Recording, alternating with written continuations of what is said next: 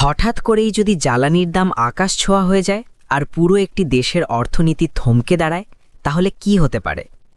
আপনারা দেখছেন media Nagar.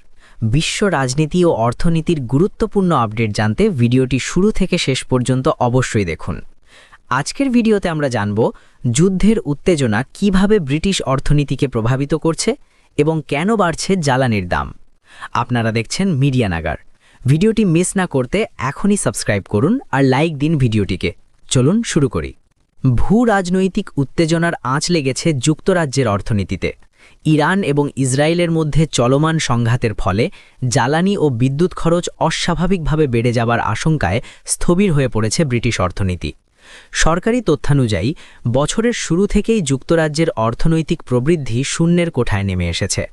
Office for national statistics বা ONS-এর সর্বশেষ তথ্য অনুযায়ী জানুয়ারিতে দেশটির মোট দেশজ উৎপাদন বা জিডিপিতে কোনো প্রবৃদ্ধি লক্ষ্য করা যায়নি, যেখানে অর্থনীতিবিদরা 0.2% বৃদ্ধির আশা করেছিলেন।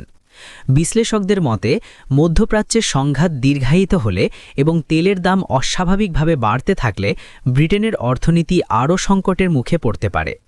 উল্লেখ্য, তেলের দাম ইতিমধ্যেই 4 বছরের মধ্যে প্রথমবারের মতো $100 ছাড়িয়েছে।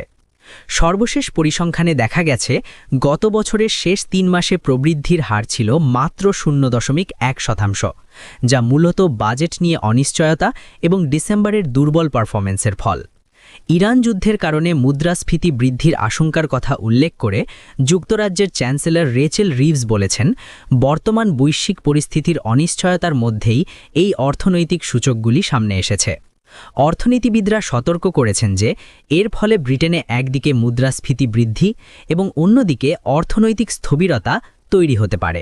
যদি জ্বালানির দাম বর্তমানের চেয়েও বেড়ে যায়, তবে দেশটি মন্দার কবলে পড়ার ঝুঁকিতে পড়বে। ব্রিটেনের চ্যান্সেলর রেচেল রিভস এই পরিস্থিতিকে একটি অনিশ্চিত বৈশ্বিক পরিস্থিতি হিসাবে উল্লেখ করেছেন, তবে তিনি দাবি করেন যে বর্তমান অর্থনৈতিক পরিকল্পনা সঠিক পথে আছে এবং সরকার জীবনযাত্রার ব্যয় কমানোর পাশাপাশি অর্থনৈতিক স্থিতিশীলতা বজায় রাখতে কাজ করছে।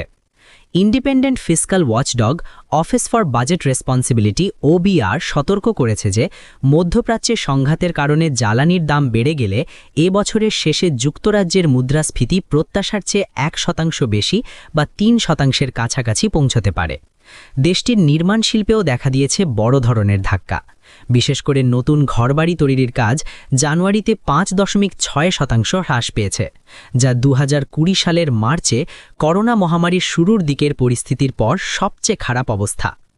এমন পরিস্থিতিতে ব্যাংক অফ ইংল্যান্ডের নীতি নির্ধারকরা সুদের হার কমানোর বিষয়ে রক্ষণশীল অবস্থান নিতে পারেন বলে মনে করছেন বিশেষজ্ঞরা। জিওপলিটিক্যাল বা ভূ রাজনৈতিক অনিশ্চয়তার কারণে কেন্দ্রীয় ব্যাংকগুলো এখনই খুব সহজে সুদের হার কমানোর ঝুঁকি নিতে চাইছে না। সামগ্রিকভাবে ইরান ইসরায়েল যুদ্ধের প্রভাব ব্রিটেনের অর্থনৈতিক পুনরুদ্ধারের পথকে কঠিন করে তুলছে বলে আশঙ্কা করা হচ্ছে।